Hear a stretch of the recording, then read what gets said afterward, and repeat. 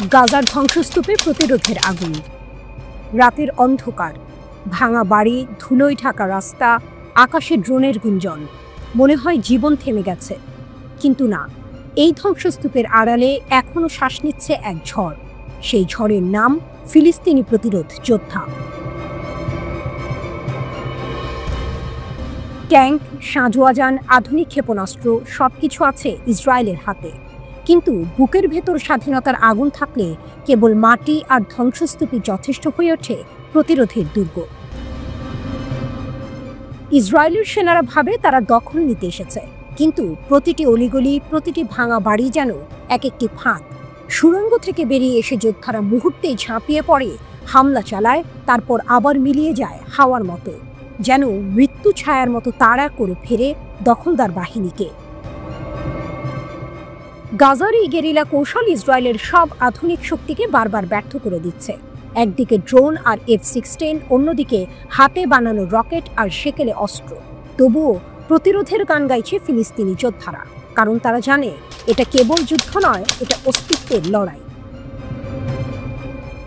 বিশেষ করে হামাসের সামরিক শাখা আল কাসাম ব্রিগেড। ইসরায়েলি সেনাদের কাছে এই নামটাই দুঃস্বপ্ন।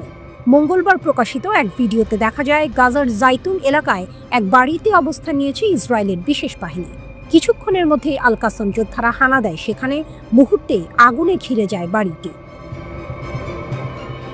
আরেক ভিডিওতে দেখা যায় ইসরায়েলের সামরিক যানকে ইয়াসিন 05 রকেট দিয়ে আঘাত করা হচ্ছে।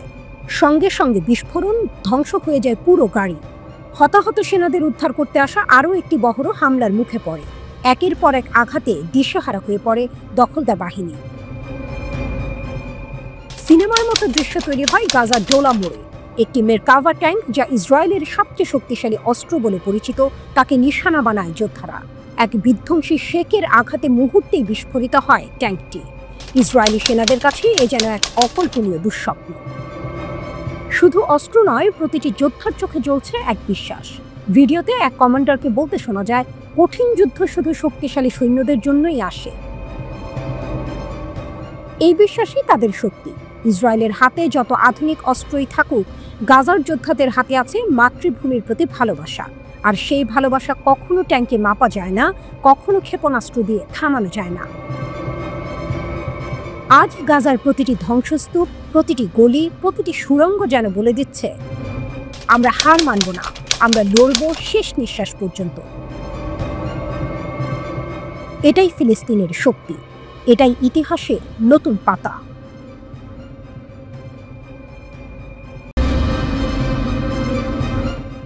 বেনগুরিয়ন বিমানবন্দরে ইয়েমেনি হামলা।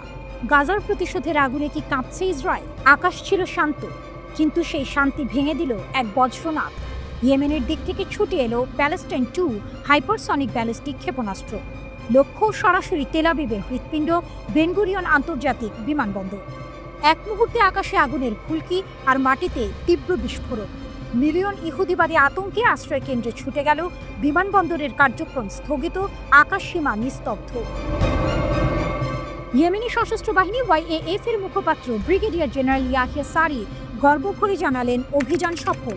এটি ফিলিস্তিনি জনগণের প্রতি আমাদের অটল সমর্থন এবং ইসরায়েলি গণহত্যা ও অবরোধের সরাসরি জবাব। সেই কণ্ঠে ছিল হুঙ্কার, এটা শেষ নয়, বরং শুরু মাত্র। গাজার প্রতিটি কান্না যেন প্রতিধ্বনিত হচ্ছে ইয়েমেনি ক্ষেপণাস্ত্রের ইঞ্জিনে। YAF স্পষ্ট জানিয়ে দিয়েছে, গাজা দখল শেষ না হওয়া পর্যন্ত, অবরোধ না ওঠা পর্যন্ত এই হামলা চলবে। আমরা প্রতিরোধের পাশে আছি শেষ নিঃশ্বাস পর্যন্ত, ঘোষণা এসেছে আনসারুল্লাহ নেতৃত্ব থেকে। এই আক্রমণ শুধুই একক ঘটনা নয়, বরং এক বিশাল ধারাবাহিকতার অংশ। 2023 সালের অক্টোবরে গাজায় যুদ্ধ শুরু হওয়ার পর থেকে ইয়েমেনি সশস্ত্র বাহিনী 520টির বেশি অভিযান চালিয়েছে। আকাশে প্যালেস্টাইন 2 ক্ষেপণাস্ত্র, ইয়াফা ড্রোন, সাগরে নৌ আক্রমণ আর ক্রুজ ক্ষেপণাস্ত্রের বৃষ্টি। শুধু 2025 সালের জুলাই মাসেই আনসারুল্লাহ নেতা আব্দুল মালিক আল হুতি ঘোষণা করেছেন এক সপ্তাহে 45টি অভিযান। অগাস্টেও চলছে এই আগুনের খেলা। হাইফা, আইলাক, নাকাব মরুভূমি, কোথাও রেহাই নেই। ইয়েমেনের যুদ্ধ এখন কেবল সামরিক নয়, অর্থনৈতিকও। লোহিত সাগরে নৌ অবরোধের 4র্থ পর্যায়ে চলছে। ইসরায়েলি বন্দর ইলাদ এখন প্রায় মৃত। 2023 সালে যেখানে 134টি জাহাজ নোঙর করত, 2025 সালের প্রথম 5 মাসে তা নেমে এসেছে মাত্র 6টিতে। জুলাইয়ে বন্দর পুরোপুরি বন্ধ। এই অর্থনৈতিক চাপ ক্ষেপণাস্ত্রের বজ্রাঘাতের সাথে মিলে তৈরি করেছে একদম বন্ধ করা অবস্থা। বেন গুরিয়ন বিমানবন্দর একাধিকবার আঘাতের শিকার হয়েছে। প্রতিবারই একই দৃশ্য, সাইরেন বাজছে, ভীত সন্ত্রস্ত মানুষ দৌড়াচ্ছে আশ্রয় কেন্দ্রে। প্রতিবারই একই দৃশ্য, সাইরেন বাজছে, ভীত সন্ত্রস্ত মানুষ দৌড়াচ্ছে আশ্রয় কেন্দ্রে, ফ্লাইট স্থগিত, আন্তর্জাতিক যাতায়াত বিঘ্নিত।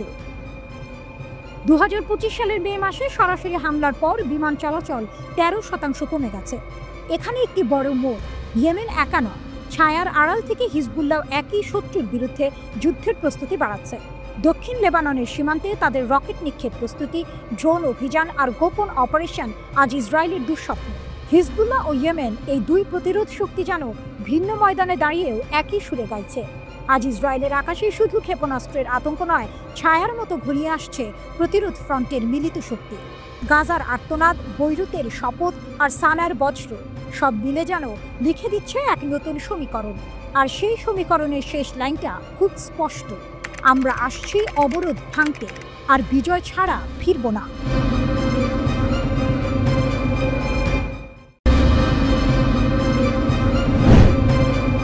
ইতালির বন্দর থেকে ফুঁসে উঠল অভিযোগের আগুন। সৌদি জাহাজে ইসরায়েলের অস্ত্র চালান। রাতের অন্ধকারে ভেসে এলো এক বিশালাকার নৌযান, বাহরি ইয়ানবু। কাগজে কলমে এটি সৌদি আরবের রাষ্ট্রীয় মালিকানাধীন জাহাজ। কিন্তু 7 আগস্ট ইতালির জেনোয়া বন্দরে পৌঁছানোর পরই শুরু হলো নাটক। বন্দরের শ্রমিকরা থেমে গেলেন না। তারা দাবি করলেন এই জাহাজে রয়েছে মৃত্যু বয়ে আনা পণ্য, অস্ত্র, গোলাবারুদ, বিস্ফোরক, সাঁজোয়া যান, এমনকি ট্যাঙ্ক। সবকিছুরই নাকি গন্তব্য ইসরায়েল। যেখানে ইউরোপের বহু দেশ ইসরায়েলের সাথে অস্ত্র ব্যবসা বন্ধের পথে, স্পেন, ফ্রান্সের মতো দেশ ফিলিস্তিনকে স্বীকৃতি দেওয়ার পরিকল্পনা করছে, সেখানে সৌদির এমন অভিযুক্ত ভূমিকা যেন বিশ্বাসঘাতকতার সমান। বাহরি ইয়ানবুর মালিকপক্ষ সঙ্গে সঙ্গে সাফাই গাইল, আমরা কোনো অস্ত্র পরিবহন করছি না। জাহাজ যুক্তরাষ্ট্রের বাল্টিমোর থেকে এসেছে। আবুধাবির জন্য নৌবাহিনীর সরঞ্জাম বোঝাই করার কথা ছিল, যার মধ্যে ছিল ইতালীয় কোম্পানি লিওনার্দোর তৈরি অটো মোলারা গান। কিন্তু শ্রমিকরা পিছু হটলেন না। প্রায় 40 জন উঠে পড়লেন জাহাজে, ছবি তুললেন, ভিডিও করলেন, প্রমাণ হাতে নিয়েই বন্দরে অস্ত্র বোঝাই ঠেকিয়ে দিলেন। তাদের সোজা কথা, আমরা যুদ্ধের জন্য কাজ করি না। এই দৃশ্য শুধু জেনোভাতেই নয়, ইউরোপের নানা শ্রমিক ইউনিয়নের মধ্যে গাজা গণহত্যার বিরুদ্ধে সমর্থনের আগুনকে আরও উস্কে দিল। পুরনো ছায়া ফিরে এলো। ঘটনাটি নতুন নয়। 2019 সালেও একই জাহাজে এমন অস্ত্র চালান আটকানো হয়েছিল। তখন অভিযোগ উঠেছিল ছদ্মবেশে যুদ্ধের সরঞ্জাম পরিবহন। এবারও ইতিহাস যেন নিজেকে পুনরাবৃত্তি করছে। বন্দরের শ্রমিক ইউনিয়ন এবং জেনোয়ার চার্চ যৌথভাবে ঘোষণা করেছে তারা অস্ত্র বোঝাই প্রতিরোধে অটল থাকবে। সৌদির জবাব, বাহরির অফিসিয়াল ওয়েবসাইটে জানানো হয়েছে অভিযোগ মিথ্যা, ভিত্তিহীন। আমরা কখনোই ইসরায়েলের জন্য অস্ত্র বহন করিনি। প্রতিষ্ঠানটির দাবি, তারা সৌদি আরবের রাষ্ট্রনীতি ও আন্তর্জাতিক নৌআইন মেনে চলে, প্রতিটি কাজ কঠোর নজরদারির মধ্যে হয়। এমনকি তারা আইনি পদক্ষেপ নিতেও প্রস্তুত, কারণ এই ভুল তথ্য সৌদি আরবের ফিলিস্তিন সংক্রান্ত ঐতিহ্যবাহী অবস্থানকে প্রশ্নবিদ্ধ করছে।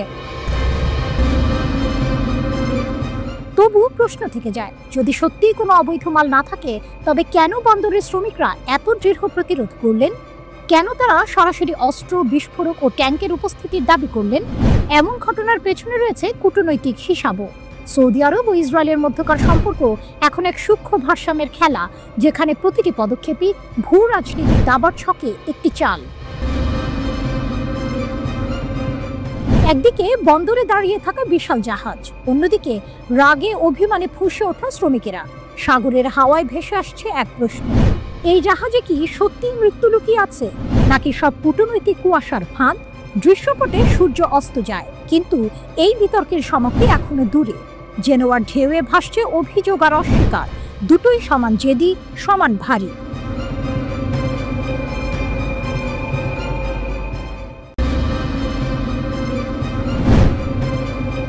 লেবাননের রণক্ষেত্রে ইসরায়েলের বিপত্তি, হিজবুল্লাহ নয়া প্রতিরোধ ও বড় ধাক্কা। লেবাননের সীমান্তে ইসরায়েলের বোমা বর্ষণ থামছে না।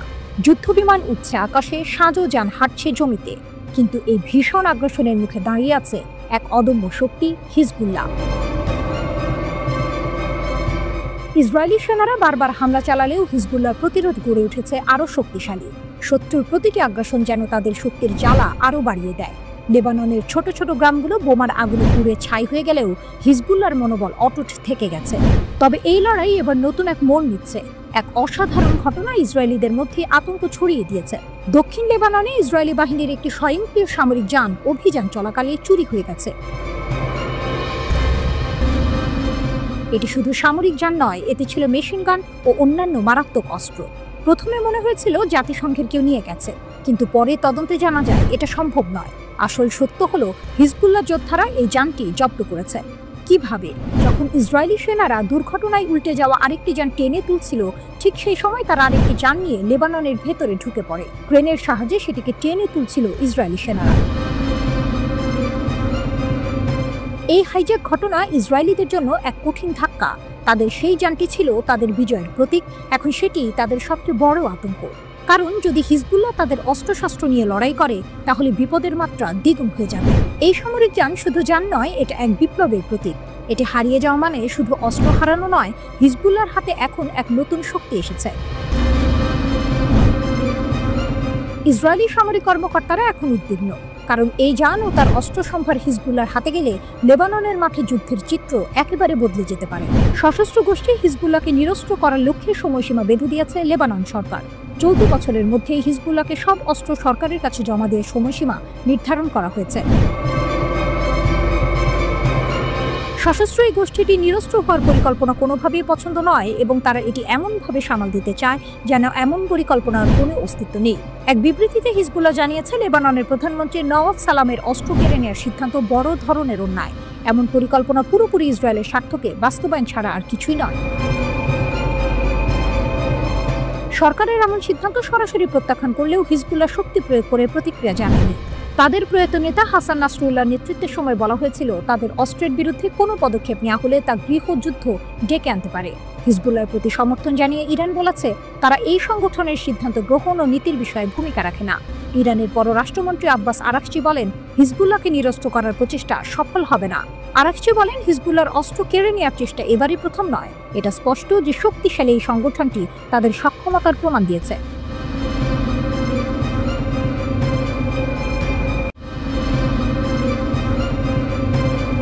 ক্ষেপণাস্ত্র যুদ্ধ কি আবারও ইসরায়েলি আকাশসীমায় ফিরে এসেছে?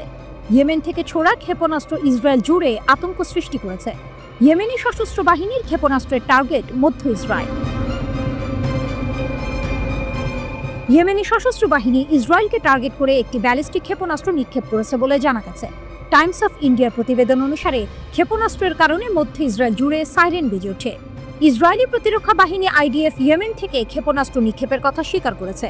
আসন্ন হুমকি প্রতিহত করার জন্য বিমান প্রতিরক্ষা ব্যবস্থা তাৎক্ষণিকভাবে প্রতিক্রিয়া জানায়। নিরাপত্তা প্রোটোকল অনুসারে ইসরায়েলি বেশ কয়েকটি এলাকায় সাইরেন শোনা গেছে, আইডিএফ নিশ্চিত করেছে। ইয়েমেন থেকে ছোড়া ক্ষেপণাস্ত্রটি ইসরায়েলি বিমান বাহিনী আইএএফ সফলভাবে প্রতিহত করার দাবি করেছে। কর্তৃপক্ষ জনসাধারণকে হোম ফ্রন্ট কমান্ডের প্রতিরক্ষামূলক নির্দেশ অনুসরণ করার আহ্বান জানিয়েছে। নির্দেশে বলা হয়েছে, আইডিএফ ইয়েমেন থেকে ইসরায়েলি ভূখণ্ডের দিকে একটি ক্ষেপণাস্ত্র নিক্ষেপ শনাক্ত করেছে। হুমকি প্রতিহত করার জন্য বিমান প্রতিরক্ষা ব্যবস্থা কাজ করছে। জনসাধারণকে হোম ফ্রন্ট কমান্ডের প্রতিরক্ষামূলক নির্দেশিকা অনুসরণ করার জন্য অনুরোধ করা হচ্ছে। ইসরায়েলের বেশ কয়েকটি এলাকায় যে সাইরেন বেজে ওঠে, তারপরে ইয়েমেন থেকে ছোড়া একটি ক্ষেপণাস্ত্র আইএএফ দ্বারা প্রতিহত করা হয়েছে। এদিকে ইসরায়েলি মন্ত্রী ইসরায়েল কাটসের মন্তব্যের নিন্দা জানাতে সানায় ইয়েমেনিরা মিছিল করেছে। ইসরায়েল কাটস সতর্ক করে দিয়েছিলেন, ক্ষেপণাস্ত্র হামলার পর ইয়েমেন তেহরানের মতো পরিণতির মুখোমুখি হতে পারে। এর পাল্টা জবাবে ইয়েমেনি সশস্ত্র বাহিনীর এক মুখপাত্র তীব্র প্রতিক্রিয়া ব্যক্ত করেছেন। তিনি বলেছেন, ইয়েমেনি জনগণ হুমকি গ্রহণ করে না, তারা তাদের পদদলিত করবে, যুদ্ধক্ষেত্রই বিচারক হবে। তারা ইতিমধ্যে ইয়েমেনি জনগণের ওপর এটি চেষ্টা করেছে। তাদের যুদ্ধ বিমান, বোমারু বিমান, ক্ষেপণাস্ত্র এবং সকল ধরনের আকাশ অস্ত্র নিয়ে এসেছে, এবং তারা আমাদের ধ্বংস করতে ব্যর্থ হয়েছে। ইয়েমেনি জনগণের বিরুদ্ধে ইসরায়েলি হুমকি আমাদের গাজার পাশে দাঁড়াতে বাধা দেবে না, এবং আমরা ইসরায়েলকে বলছি, যদি তোমরা আরো তীব্র হও, তাহলে আমরা আরো তীব্র হব, লোহিত সাগরে বিস্তৃত পরিসরে, এবং তোমাদের শহর, তোমাদের স্থাপনা এবং তোমাদের রাজধানী জাফা লক্ষ্য করে সামরিক অভিযানের মাধ্যমে। এটি প্রথম হুমকি নয়, এবং এটি শেষও হবে না। এর আগেও একটি বৃহত্তর শক্তি মার্কিন যুক্তরাষ্ট্র আমাদের হুমকি দিয়েছিল। কিন্তু শেষ পর্যন্ত যখন আমরা তাদের যুদ্ধজাহাজ এবং বিমানবাহী বাহককে লক্ষ্য করে আমাদের ক্ষেপণাস্ত্র দিয়ে তাদের মুখোমুখি হয়েছিলাম, তখন তারা পিছু হটেছিল। এর আগে 4 জুলাই ইসরায়েলের সামরিক লক্ষ্যবস্তুতে হামলা চালানোর কথা জানায় ইয়েমেনি সশস্ত্র বাহিনী। এক সংক্ষিপ্ত টেলিভিশন ভাষণে গোষ্ঠীটির সামরিক মুখপাত্র ইয়াহিয়া সারি জানান, তারা সিওনি শত্রুদের সামরিক অবস্থানে 3টি ড্রোন নিক্ষেপ করেছে। ইয়াহিয়া সারি বলেন, এই ড্রোনগুলো ইসরায়েলের 3টি গুরুত্বপূর্ণ শহর তেল আবিব, আশকেলন এবং হাইফাই লক্ষ্য করে নিক্ষেপ করা হয়। এর কিছুক্ষণ পরেই গাজার নিকটবর্তী বনে নেটজারিম এলাকায় ও মিশর সীমান্তে সতর্কতা সাইরেন বাজতে শোনা যায়।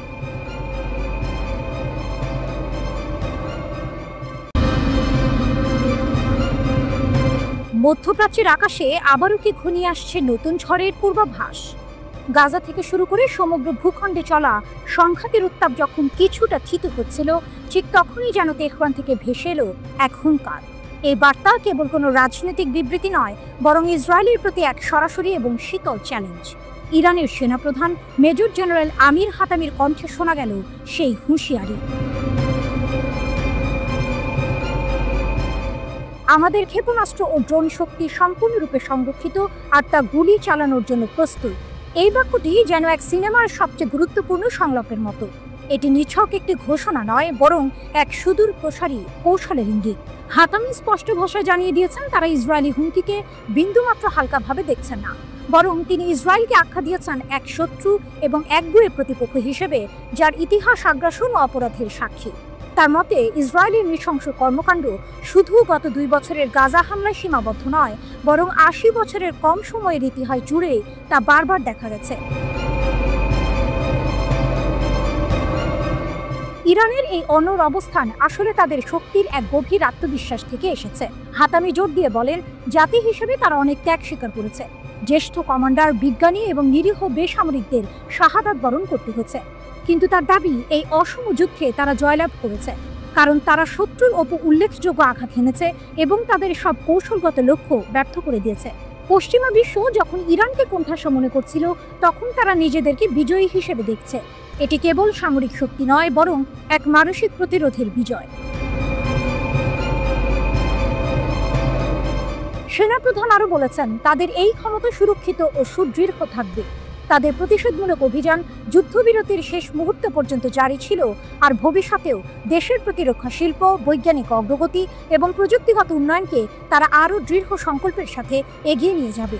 এই ঘোষণা থেকে বোঝা যায়, ইরান শুধুমাত্র বর্তমান নিয়ে ভাবছে না, বরং ভবিষ্যতের জন্য নিজেদের আরও শক্তিশালী করতে বদ্ধপরিকর।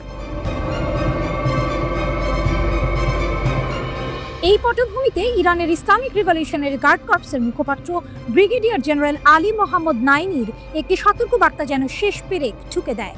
তিনি ইসরায়েলি কর্মকর্তাদের উস্কানিমূলক হুমকির জবাবে বলেন, ইরানের প্রতিক্রিয়া আগের চেয়েও ভয়াবহ হবে। এই বিবৃতি যেন এক আসন্ন ঝড়ের শেষ পূর্বাভাস। এটি কেবল কথার কথা নয়, বরং ড্রোন ও ক্ষেপণাস্ত্রের শক্তির ওপর ভিত্তি করে দেয়া একটি বাস্তব হুমকি। ইরানের এই ঘোষণা মধ্যপ্রাচ্যের রাজনীতিতে এক নতুন অধ্যায় শুরু করলো। এটি কেবল একটি দেশীয় প্রতিরক্ষা নীতি নয়, বরং এক কৌশলগত অবস্থান।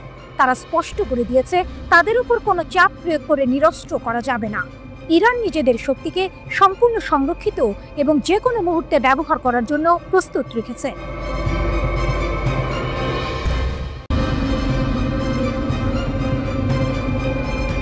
হামাসের অস্ত্র ছাড়ব না ঘোষণা, নতুন মোড় নিচ্ছে গাজার যুদ্ধ। গাজার আকাশে এখনো বারুদের গন্ধ। ইসরায়েলি বাহিনীর অবিরাম হামলা আর ফিলিস্তিনিদের প্রতিরোধের লড়াইয়ে গোটা উপত্যকা এখন ধ্বংসস্তূপে পরিণত হয়েছে। কিন্তু এই ধ্বংসের মাঝে হঠাৎ এক নতুন মোড় নিল মধ্যপ্রাচ্যের এই দীর্ঘস্থায়ী সংঘাত। ফিলিস্তিনের স্বাধীনতাকামী সংগঠন হামাস একটি বিস্ফোরক ঘোষণা দিয়েছে, যা যুদ্ধবিরতির সমস্ত আশাকেই যেন এক নিমিষে ভেঙে দিয়েছে।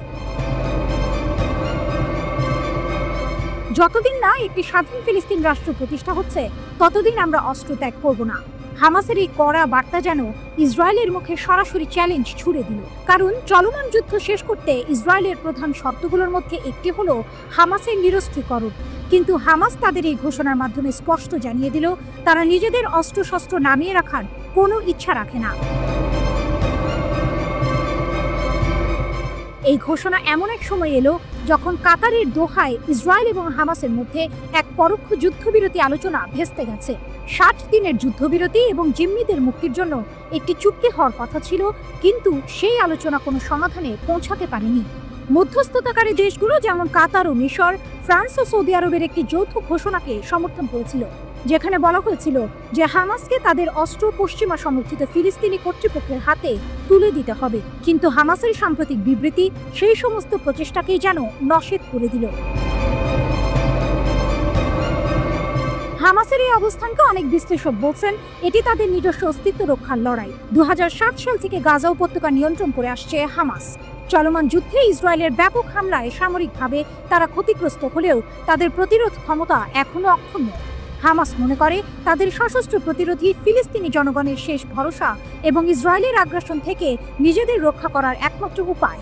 তারা তাদের বিবৃতিতে বলেছে, জেরুজালেমকে রাজধানী করে একটি স্বাধীন, পুরোপুরি সার্বভৌম ফিলিস্তিন রাষ্ট্র প্রতিষ্ঠিত না হওয়া পর্যন্ত সশস্ত্র প্রতিরোধের অধিকার ত্যাগ করা হবে না। অন্যদিকে ইসরায়েলের প্রধানমন্ত্রী বেনিয়ামিন নেতানিয়াহু এই পরিস্থিতির জন্য হামাসকেই দায়ী করেছেন। তিনি বারবার বলেছেন, কোনো ভবিষ্যৎ স্বাধীন ফিলিস্তিনি রাষ্ট্র ইসরায়েলকে ধ্বংস করার একটি প্ল্যাটফর্ম হতে পারে। তাই ফিলিস্তিনি অঞ্চলগুলোর নিরাপত্তা নিয়ন্ত্রণ ইসরায়েলের হাতেই থাকতে হবে। তার মতে, হামাসকে নিরস্ত্র করা ছাড়া এই যুদ্ধ শেষ করার কোনো উপায় নেই। এই টানাপোড়েনের মধ্যে বিশ্ব জুড়ে এক নতুন রাজনৈতিক প্রেক্ষাপট তৈরি হয়েছে। গাজায় ইসরায়েলের হামলার ভয়াবহতা দেখে ফ্রান্স, যুক্তরাজ্য এবং কানাডার মতো দেশগুলো ফিলিস্তিন রাষ্ট্রকে স্বীকৃতি দেওয়ার কথা ভাবছে। নেতানিয়াহু এই পদক্ষেপের সমালোচনা করে বলেছেন, এটি হামাসের কাজের জন্য এক প্রকার পুরস্কার হবে। এই সংঘাতের শুরু হয়েছিল 2023 সালের 7 অক্টোবর। সেদিন হামাসের নেতৃত্বে এক নজিরবিহীন হামলায় প্রায় 1200 ইসরায়েলি নিহত হয় এবং 251 জনকে জিম্মি করা হয়। এর জবাবে ইসরায়েল গাজায় ভয়াবহ হামলা শুরু করে, যা এখন 22 মাস ধরে চলছে। এই হামলায় 60,000-এরও বেশি ফিলিস্তিনি নিহত হয়েছে এবং গাজা এখন এক ধ্বংসস্তূপে পরিণত হয়েছে। দুই পক্ষের সর্বশেষ আলোচনা ভেস্তে যাওয়ার পর তারা একে অপরের ওপর দোষারোপ করছে।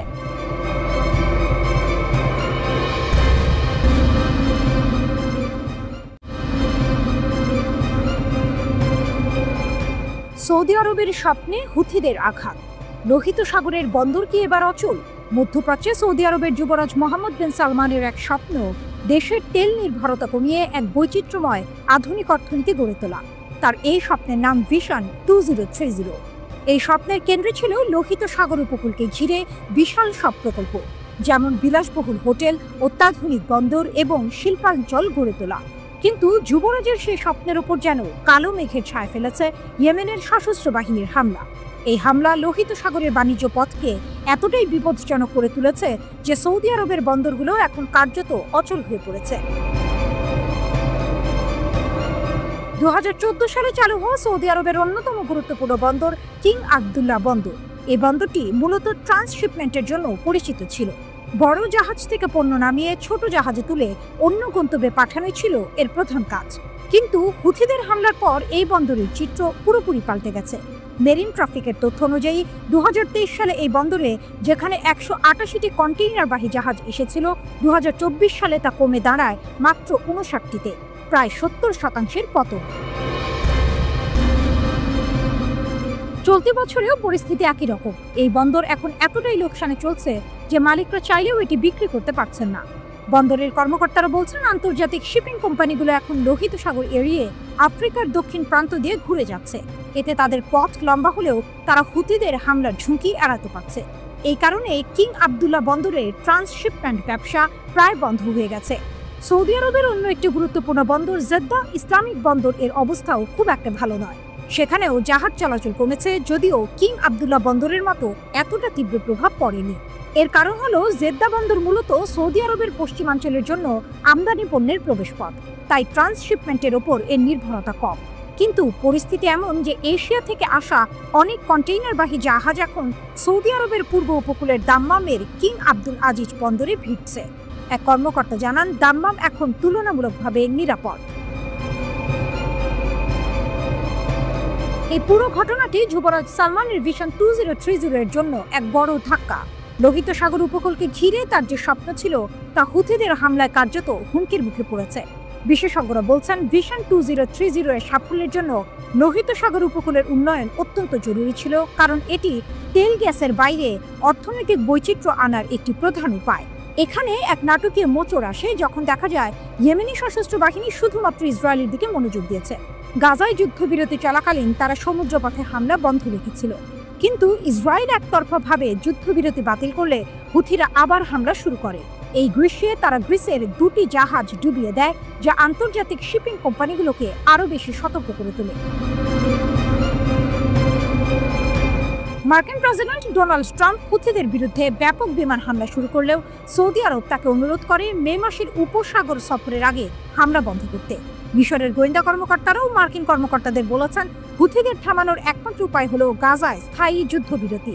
অর্থাৎ হুথিদের এই হামলার মূল কারণ রাজনৈতিক, সামরিক নয়। এর সমাধানও সামরিকভাবে সম্ভব নয়।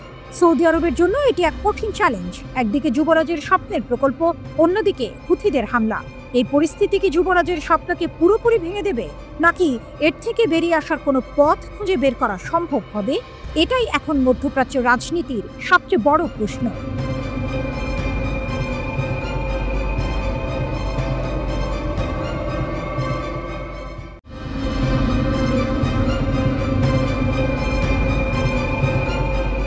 আবারও ক্ষেপণাস্ত্র হামলার পর ভূগর্ভস্থ আশ্রয় কেন্দ্রে ইসরায়েলিরা। তেল আবিবের সতর্ক অবস্থানে মধ্য ইসরায়েল জুড়ে সাইরেন বাজানোয় আতঙ্ক ছড়িয়ে পড়ে। ইয়েমেনের সশস্ত্র বাহিনী বেন গুরিয়ন বিমানবন্দরে হাইপারসনিক ক্ষেপণাস্ত্র হামলার দাবি করেছে।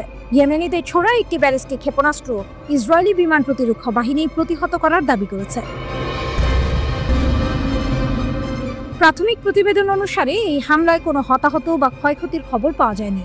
আইডিএফ ক্ষেপণাস্ত্র উৎক্ষেপণের বিষয়টি নিশ্চিত করেছে এবং জানিয়েছে যে প্রতিরক্ষা ব্যবস্থা তাৎক্ষণিকভাবে প্রতিক্রিয়া জানিয়েছে। ইসরায়েলের লক্ষ্যবস্তুতে আঘাত করার আগেই ক্ষেপণাস্ত্রটি প্রতিহত করা হয়েছে। ইয়েমেনের সশস্ত্র বাহিনী দায় স্বীকার করে জানিয়েছে যে তারা বেন গুরিয়ন বিমানবন্দরকে লক্ষ্য করে হামলা চালিয়েছে। ইয়েমেন থেকে 48 ঘন্টারও কম সময়ের মধ্যে এটি ছিল ইসরায়েলের উপর দ্বিতীয় এই ধরনের আক্রমণ। মার্চ থেকে মোট 67টি ক্ষেপণাস্ত্র এবং 17টি ড্রোন নিক্ষেপ করেছে ইয়েমেনের সশস্ত্র বাহিনী। এই প্রজেক্টাইলগুলির মধ্যে কিছু ইসরায়েলি আকাশসীমায় পৌঁছানোর আগেই বিধ্বস্ত হয়েছে। ইসরায়েল সম্প্রতি ইয়েমেনের হোদেইদা বন্দরে হামলা চালায়। 2023 সালের অক্টোবরের পর থেকে যুদ্ধ তীব্র হওয়ার পর থেকে 13তম বারের মতো ইসরায়েল ইয়েমেনে হামলা চালালো। ইয়েমেনের সশস্ত্র বাহিনী জানিয়েছে গাজা যুদ্ধ শেষ না হওয়া পর্যন্ত তারা ইসরায়েলের উপর তাদের আক্রমণ বন্ধ করবে না। ইয়েমেনের ইরান সমর্থিত ইয়েমেনি সশস্ত্র বাহিনী 2023 সালের অক্টোবরের পর থেকে ইসরায়েলের বিরুদ্ধে বারবার ক্ষেপণাস্ত্র এবং ড্রোন হামলা চালিয়ে আসছে। তারা ফিলিস্তিনিদের সঙ্গে সংহতি প্রকাশ করে কাজ করছে বলে দাবি করে। ইয়েমেনিরা মার্চ মাসে শেষ হওয়া গাজায় 2 মাসের যুদ্ধবিরতির সময় তাদের হামলা স্থগিত করেছিল, কিন্তু ইসরায়েল যুদ্ধবিরতি ভঙ্গ করার পর আবার হামলা শুরু করে। সম্প্রতি ইসরায়েলকে উদ্দেশ্য করে বড় হুমকি দিয়েছে ইয়েমেনের সশস্ত্র প্রতিরোধ গোষ্ঠী। সামরিক অভিযানের 4র্থ ধাপে প্রবেশের ঘোষণা দিয়ে গোষ্ঠীটির মুখপাত্র জানিয়েছেন, ইসরায়েলের সঙ্গে বাণিজ্য করে কিংবা তাদের বন্দর ব্যবহার করলে যে কোনো দেশের যে কোনো জাহাজ হবে তাদের বৈধ লক্ষ্য। রয়টার্স ইয়েমেনি সশস্ত্র বাহিনীর মুখপাত্রের বরাতে জানায়, এখন থেকে ইসরায়েলের সঙ্গে সংশ্লিষ্ট সব জাহাজকে তারা বৈধ লক্ষ্য হিসেবে বিবেচনা করবে। গোষ্ঠীটির দাবি, ইসরায়েলের আগ্রাসন বন্ধ না হওয়া এবং গাজা অবরোধ না তুলে নেওয়া পর্যন্ত তাদের সামরিক অভিযান চলবে। তারা জোর দিয়ে বলেছে, এই হামলার সিদ্ধান্ত নৈতিক ও মানবিক দায়বদ্ধতা থেকে নেওয়া হয়েছে। সকল আন্তর্জাতিক শিপিং কোম্পানিকে সতর্ক করে ইয়েমেনি সশস্ত্র বাহিনী বলেছে, ইসরায়েলি বন্দর ব্যবহারে সম্পৃক্ততা বন্ধ না করলে তাদের জাহাজও হুমকির মুখে পড়বে।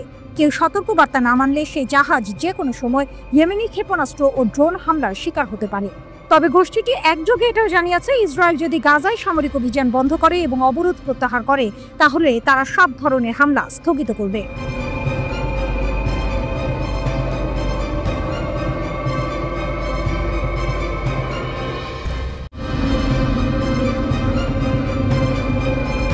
ইরান অদম্য এক জাতির অবিশ্বাস্য উত্থান। জানজান শহরের মঞ্চে দাঁড়িয়ে ইরানের রাষ্ট্রপতি মাসুদ পেজিশকিয়ান যখন বজ্রকণ্ঠে ঘোষণা করলেন কোনো শক্তি ঐক্যবদ্ধ ইরানকে নতজানু করতে পারবে না, তখন যেন গোটা ইরানের আকাশ বাতাস এক নতুন আশার বার্তার অনুরণনে ভরে উঠল। এ শুধু কথার কথা নয়, এ হলো এক জাতির অদম্য স্পৃহা আর ইস্পাত কঠিন সংকল্পের প্রতিধ্বনি, যা সাম্প্রতিক এক শ্বাসরুদ্ধকর যুদ্ধের পর আরও একবার প্রমাণিত হলো। কে ভেবেছিল যে দেশটার উপর ইসরায়েল আর আমেরিকার যৌথ আগ্রাসন নেমে এসেছিল সেই দেশই এত দ্রুত নিজেদের শক্তি ও সক্ষমতার এমন এক নজির স্থাপন করবে যা বিশ্বকে তাক লাগিয়ে দেবে? জুনের 13 তারিখ যখন ইসরায়েল ইরানের উচ্চপদস্থ কর্মকর্তা ও পারমাণবিক বিজ্ঞানীদের নিশানা করল, আর তার পরপরই যখন মার্কিন যুক্তরাষ্ট্র ইরানের বেসামরিক পারমাণবিক স্থাপনায় বোমা ফেলে যুদ্ধকে আরও উস্কে দিল, তখন অনেকেই ভেবেছিল ইরানের দিন ফুরিয়ে এসেছে। কিন্তু তারা জানতো না এক নতুন গল্পের সূচনা মাত্র। এ যেন এক হলিউডের থ্রিলারের চিত্রনাট্য। একদিকে অত্যাধুনিক আয়রন ডোম আর বিপুল সামরিক সরঞ্জাম নিয়ে সজ্জিত ইসরায়েল ও পরাশক্তি আমেরিকা, অন্যদিকে কঠোর নিষেধাজ্ঞায় জর্জরিত ইরান, যাদের একমাত্র শক্তি তাদের ঐক্য, জ্ঞান আর বিশ্বাস। কিন্তু এই বিশ্বাসই তাদের সবচেয়ে বড় অস্ত্র হয়ে উঠল যখন আগ্রাসন শুরু হলো। ইরানি জনগণ, পুলিশ, নিরাপত্তা বাহিনী এবং বিশেষ করে ক্ষেপণাস্ত্র বিজ্ঞানীরা যে সম্মানজনক ও শক্তিশালী প্রতিরোধ গড়ে তুললেন তা ছিল সত্যিই প্রশংসার যোগ্য। রাষ্ট্রপতি পেজেশকিয়ান গর্বের সাথে স্মরণ করলেন সেই 12 দিনের যুদ্ধের কথা, যখন ইরানি সশস্ত্র বাহিনী, বিশেষ করে সেনাবাহিনী এবং ইসলামী বিপ্লবী গার্ড কর্পস IRGC তাদের সমস্ত শক্তি দিয়ে শত্রুদের মোকাবিলা করেছিল। বিশ্বাস করা কঠিন কিভাবে এই বাহিনীগুলো আয়রন ডোমের মতো সুরক্ষিত ব্যবস্থা ভেদ করে ইসরায়েলি লক্ষ্যবস্তুতে আঘাত হানল। শুধু তাই নয়, পশ্চিম এশিয়ার সবচেয়ে বড় মার্কিন সামরিক ঘাঁটি কাতারের আল উদেইদ বিমান ঘাঁটিতেও নির্ভুলভাবে হামলা চালালো তারা। এ যেন ডেভিডের গলিয়াতকে হারানোর এক আধুনিক উপাখ্যান।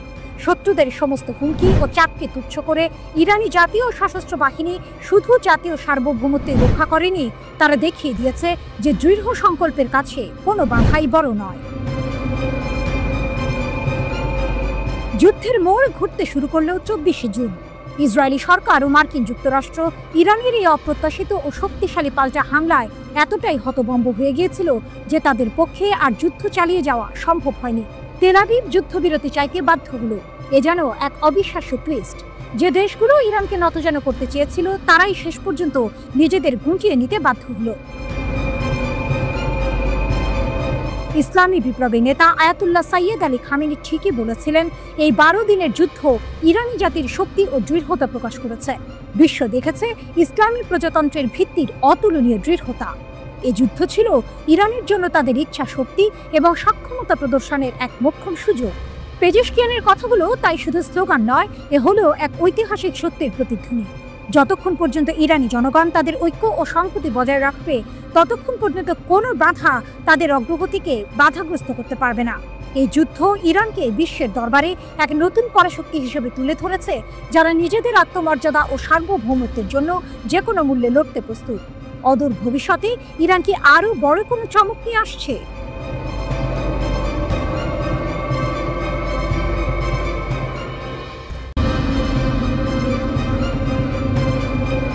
ইরান নেতানিয়াহুকে আতঙ্কিত করে তুলেছে। তার বাড়ির বাইরে ক্যামেরা স্থাপন করেছে। হত্যার চেষ্টার দাবির মধ্যে ইরানের একজন জ্যেষ্ঠ সংসদ সদস্যের বিশাল প্রকাশ। পেজেশকিয়ান আরাকচিকে হত্যার ষড়যন্ত্রের পর প্রতিশোধের প্রস্তুতি নিচ্ছে তেহরান। যুদ্ধ পুনরায় শুরু না হওয়ার জন্য নেতানিয়াহুকে ইরানের চূড়ান্ত সতর্কীকরণ। উত্তেজনার মধ্যে ইরান সর্বোচ্চ স্তরে ইসরায়েলের নিরাপত্তা লঙ্ঘন করেছে বলে দাবি করেছে।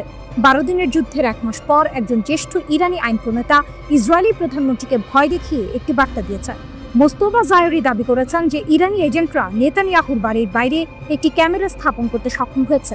ইরানি সংসদ সদস্যের বিস্ফোরক দাবিটি 29 জুলাই ইরান ইন্টারন্যাশনাল রিপোর্ট করেছে। জায়েরি ইরানি সংসদের জাতীয় নিরাপত্তা ও বৈদেশিক নীতি কমিটির সদস্য।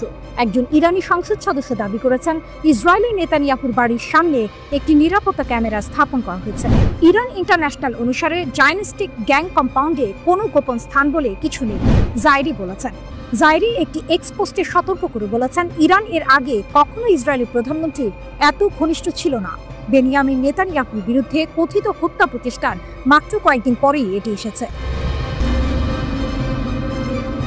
23 জুলাই 70 বছর বয়সী একজন গুরুতর অসুস্থ কর্মীর বিরুদ্ধে ইসরায়েলি প্রধানমন্ত্রীকে হত্যার ষড়যন্ত্রের অভিযোগ আনা হয়েছে।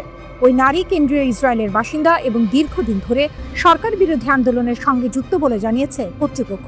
পুলিশের মতে অভিযুক্ত ওই নারী নেতানিয়াহুকে হত্যার জন্য নিজ হাতেই একটি বিস্ফোরক তৈরি করেছিলেন। পরিকল্পনা বাস্তবায়ন করতে তিনি আরও কয়েকজন সরকার বিরোধী কর্মীর সঙ্গে যোগাযোগ করে অস্ত্র সংগ্রহের চেষ্টা করেছিলেন। শুধু তাই নয়, নেতানিয়াহুর নিরাপত্তা ব্যবস্থা সম্পর্কেও তথ্য জানার চেষ্টা করেন তিনি। 28 জুলাই ইসরায়েলি মন্ত্রী ইসরায়েল কাটসের বিরুদ্ধেও একটি হত্যার ষড়যন্ত্রের কথা প্রকাশ করা হয়েছে। একজন ইসরায়েলি নাগরিক ইসরায়েল কাটসের বাড়ির কাছে একটি শক্তিশালী বোমা রেখেছিলেন বলে অভিযোগ করা হয়েছে। তেহরানের হাই প্রোফাইল হত্যার চেষ্টার অভিযোগের পর ইরানি এমপির দাবিও এসেছে। ইরানের পররাষ্ট্রমন্ত্রী আরাকচি একটি সাক্ষাৎকারে দাবি করেছেন তার নিজের বাড়ির বিপরীতে একটি বাড়িতে বোমা রাখা হয়েছিল। ইরানের রাষ্ট্রীয় টিভিতে আরাকচি এ মন্তব্য করেছেন, কিন্তু ইরান ইন্টারন্যাশনাল অনুসারে সাক্ষাৎকারটি সম্প্রচারিত হয়নি। 12 দিনের যুদ্ধের সময় 16 জুন ইসরায়েল ইরানের রাষ্ট্রপতিকে হত্যার চেষ্টা করেছিল বলেও অভিযোগ রয়েছে। ফার্সের একটি প্রতিবেদনে বলা হয়েছে, পেজিশকিয়ানদের একটি বৈঠক স্থলে ইসরায়েল 6টি ক্ষেপণাস্ত্র বা বোমা দিয়ে আঘাত করেছিল। একটি গোপন ভূগর্ভস্থ স্থাপনায় ওই সভা চলাকালে ইসরায়েল সেই স্থাপনার উভয় দিকের প্রবেশ পথে বোমা হামলা চালায়। এ সময় জরুরি বের হওয়ার পথ দিয়ে তিনি ও অন্যরা বের হয়ে আসার সময়ে তার পায়ে সামান্য আঘাত লাগে। 12 দিনের এই যুদ্ধ চলার সময় সামাজিক মাধ্যমে আসা ভিডিওগুলোতে দেখা গেছে তেহরানের উত্তর পশ্চিমাঞ্চলে একটি পর্বত এলাকায় বারবার হামলা করেছে ইসরায়েল।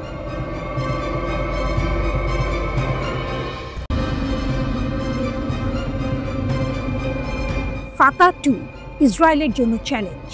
ইরানের ফাতা 2 ক্ষেপণাস্ত্র প্রচলিত ব্যালিস্টিক ক্ষেপণাস্ত্রের চেয়ে অনেক বেশি উন্নত। এর প্রধান বৈশিষ্ট্য হল এটি উড়ার সময় দিক পরিবর্তন করতে পারে, যা এটিকে ইসরায়েলের ক্ষেপণাস্ত্র প্রতিরক্ষা ব্যবস্থার জন্য অত্যন্ত কঠিন একটি লক্ষ্যে পরিণত করেছে। ফাতা 2 এর বিশেষত্ব কি? ফাতা 2 এর উড্ডয়ন প্রক্রিয়া কয়েকটি ধাপে সম্পন্ন হয়। বুস্টার বিচ্ছিন্নকরণ।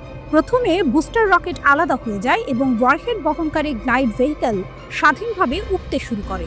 বায়ুমণ্ডলে পুনঃপ্রবেশ। প্রচণ্ড গতিতে বায়ুমণ্ডলে পুনঃপ্রবেশের সময় গ্লাইড ভেহিকল তার বায়ুগতীয় নকশা এবং ছোট তরল জ্বালানি ইঞ্জিন ব্যবহার করে অপ্রত্যাশিতভাবে ম্যানুভার করে। এটি সাধারণত ভূপৃষ্ঠ থেকে 12 থেকে 30 কিলোমিটার উপরে ওঠে। লক্ষ্যের দিকে অগ্রগমন। যখন এটি লক্ষ্যের কাছাকাছি আসে তখন এটি আরও নিচু অবস্থায় নেমে আসে এবং ম্যাক 5 এর বেশি গতিতে তীক্ষ্ণ ও এড়িয়ে যাওয়ার মতো ম্যানুভার করে। এই গতি, তৎপরতা এবং পরিবর্তনশীল উড়ন্ত পথ ফাতা 2-কে ট্র্যাক করা বা ইন্টারসেপ্ট করা অত্যন্ত কঠিন করে তোলে। প্রচলিত ব্যালিস্টিক ক্ষেপণাস্ত্রগুলো একটি নির্দিষ্ট প্যারাবোলিক গতিপথ অনুসরণ করে, কিন্তু ফাতা 2 এই প্যাটার্ন ভেঙে দেয়। এটি হাইড্রোসাইন ফুয়েল দ্বারা চালিত। বায়ুগতীয় নিয়ন্ত্রণ পৃষ্ঠতল এবং একটি মুভেবল নজল ব্যবহার করে বায়ুমণ্ডলের মধ্য দিয়ে গ্লাইড করার সময় তার গতিপথ পরিবর্তন করে। ইসরায়েলের আকাশে ড্রাগন টেল দেখার কারণ এটি। এই ক্রমাগত এবং অপ্রত্যাশিত গতিপথ পরিবর্তন ক্ষেপণাস্ত্রটিকে ট্র্যাক করা অত্যন্ত কঠিন করে তোলে। এর অস্থির উড়ন্ত পথ রাডার সিস্টেমকে বিভ্রান্ত করে এবং টার্গেটিং অ্যালগরিদমকে হতবাক করে দেয়, যা আরও প্রচলিত স্থিতিশীল গতিপথ পরিচালনার জন্য ডিজাইন করা হয়েছিল। ফাতা 2 এর মূল অংশ হল একটি গোলাকার সলিড ফুয়েল ইঞ্জিন। এটি পুনঃপ্রবেশের সময় সুনির্দিষ্ট স্টিয়ারিং এবং নিয়ন্ত্রিত ত্বরণ নিশ্চিত করে। ইরানি কর্মকর্তারা দাবি করেছেন ফাতা 2 এর রাডার এড়ানোর ক্ষমতা রয়েছে, যা সম্ভবত স্টিলথ প্রযুক্তির ইঙ্গিত দেয়। ইরান আরও দাবি করেছে যে ফাতা 2 12 দিনের যুদ্ধে ইসরায়েলি বিমান প্রতিরক্ষা ব্যবস্থা ভেদ করে সামরিক গোয়েন্দা সংস্থা এবং তেল আবিবের ইসরায়েলি বিমান প্রতিরক্ষা সদর দফতর সহ উচ্চমূল্যের লক্ষ্যবস্তুতে আঘাত হেনেছে। ইসরায়েলের প্রতিরক্ষা ব্যবস্থার ব্যর্থতা।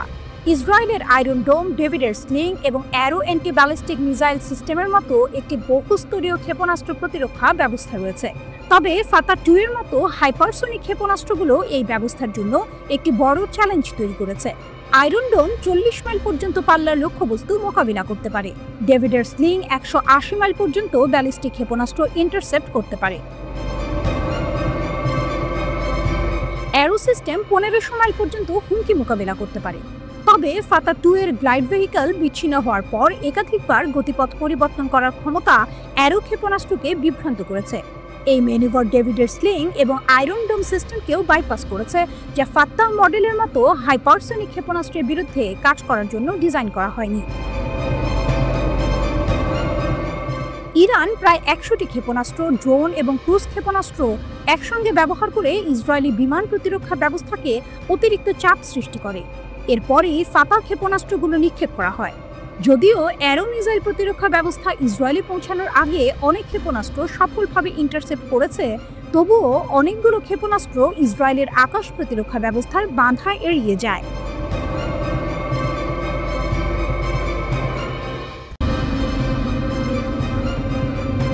এক অদ্ভুত যুদ্ধ, ইসরায়েল ইরান সংঘাত ও পর্দার আড়ালের রাজনীতি। ১৩ জুন ২০২৫ ভোর ৩টা। ২০০-এরও বেশি ইসরায়েলি যুদ্ধবিমান প্রবেশ করল ইরানের আকাশ সীমায়। তাদের লক্ষ্য ছিল ১০০-টিরও বেশি পারমাণবিক, সামরিক এবং অবকাঠামো লক্ষ্যবস্তু। এটি ছিল একটি সমন্বিত হামলা। এরপরের ১২ দিনের যুদ্ধকে কেউ কেউ বলছেন ইতিহাসের সবচেয়ে অদ্ভুত যুদ্ধ, কারণ এই যুদ্ধের ৩ প্রধান পক্ষ ইরান, ইসরায়েল ও মার্কিন যুক্তরাষ্ট্র প্রত্যেকেই নিজেদের বিজয় দাবি করেছে। ইসরায়েল এই অভিযানের নাম দিয়েছিল অপারেশন রাইজিং লায়ন। ইসরায়েলি প্রধানমন্ত্রী নেতানিয়াহু দাবি করেন এটি ছিল আত্মরক্ষার পদক্ষেপ, কিন্তু অদ্ভুত বিষয় হলো ইরান কোনো ধরনের উস্কানি দেয়নি। ইসরায়েল হঠাৎ করে বোমা হামলা শুরু করে। গত ৩১ মে জাতিসংঘের পারমাণবিক পর্যবেক্ষণ সংস্থা IAEA এর একটি গোপনীয় প্রতিবেদন ফাঁস হয়েছিল। এতে উল্লেখ করা হয়েছিল যে ইরানের কাছে প্রায় ৪০০ কেজি ৬০% সমৃদ্ধ ইউরেনিয়াম আছে, যা দিয়ে ১০টি পারমাণবিক অস্ত্র তৈরি করা সম্ভব। ইরান পারমাণবিক অস্ত্র তৈরি না করলেও পারে, এই সম্ভাবনাকে কাজে লাগিয়ে আমেরিকা ও ইসরায়েল ইরানকে লক্ষ্যবস্তু বানায়। এই হামলার পেছনে আরও ২টি গুরুত্বপূর্ণ বিষয় কাজ করেছে। প্রথমত, ডোনাল্ড ট্রাম্পের হাতে ইরানের সঙ্গে করা পূর্ববর্তী পরমাণু চুক্তি বাতিল হওয়া। দ্বিতীয়ত, ইসরায়েলের প্রধানমন্ত্রী বেনিয়ামিন নেতানিয়াহুর বিরুদ্ধে নিজ দেশে চলা দুর্নীতির মামলা। ১৩ জুন রাতে ইরান ডজন ডজন ক্ষেপণাস্ত্র ও ড্রোন দিয়ে ইসরায়েলকে পাল্টা হামলা দেয়। বেশিরভাগ হামলা প্রতিহত হলেও তেল আবিব ও জেরুজালেমের কিছু স্থান আঘাতপ্রাপ্ত হয়। এরপর দুদেশ একে অপরের ওপর হামলা চালাতে থাকে, যেখানে উভয় পক্ষে হতাহতের ঘটনা ঘটে। ১৯ জুন ডোনাল্ড ট্রাম্প ইরানকে পারমাণবিক চুক্তি করার জন্য ২ সপ্তাহের সময় দেয়, কিন্তু মাত্র ২ দিন পরেই ২১ জুন রাতে প্রায় ১২৫টি মার্কিন বিমান ইরানের আকাশসীমায় প্রবেশ করে। তাদের লক্ষ্য ছিল ইরানের ৩টি প্রধান পারমাণবিক স্থাপনা, ফোর্দো, নাতানজ এবং ইস্পাহান। এই স্থাপনাগুলো মাটির অনেক গভীরে অবস্থিত হওয়ায় প্রচলিত বোমা দিয়ে ধ্বংস করা কঠিন ছিল। তাই তাদের ওপর বাংকার বাস্টার বোমা ব্যবহার করা হয়, যা ৬০ মিটারের বেশি গভীরে প্রবেশ করতে সক্ষম। মার্কিন যুক্তরাষ্ট্র এই প্রথম কোনো সংঘাতে এই ধরনের বোমা ব্যবহার করল। এই মিশনে ব্যবহৃত B-2 স্টেলথ বোমার বিমানটি ৩৫ ঘন্টা উড়ে এই হামলা চালায়। ইস্পাহান পরমাণু কেন্দ্রকে লক্ষ্য করে সাবমেরিন থেকে টমাহক ক্ষেপণাস্ত্র নিক্ষেপ করা হয়েছিল। এই হামলার পর ডোনাল্ড ট্রাম্প এটিকে সফল সামরিক অভিযান হিসেবে ঘোষণা করেন এবং দাবি করেন ইরানের পারমাণবিক সমৃদ্ধকরণ স্থাপনাগুলো সম্পূর্ণ ধ্বংস হয়ে গেছে। ২৩ জুন ইরান পাল্টা হামলা চালায় কাতারের আল উদেইদ আমেরিকান বিমান ঘাঁটিতে। মধ্যপ্রাচ্যে এটি মার্কিন যুক্তরাষ্ট্রের সবচেয়ে বড় সামরিক ঘাঁটি। ইরান ১৯টি ক্ষেপণাস্ত্র নিক্ষেপ করলেও মাত্র একটি বিমান ঘাঁটিতে আঘাত হানে। এতে বড় ধরনের ক্ষতি না হলেও মধ্যপ্রাচ্যের আকাশপথে সব ধরনের বিমান চলাচল প্রায় ৮ থেকে ১০ ঘন্টার জন্য বন্ধ হয়ে যায়। অনেকেই তখন তৃতীয় বিশ্বযুদ্ধের আশঙ্কা করছিলেন। কিন্তু এর পরের দিনই হঠাৎ করে যুদ্ধ থেমে যায়। ডোনাল্ড ট্রাম্প সম্পূর্ণ যুদ্ধবিরতির ঘোষণা করেন।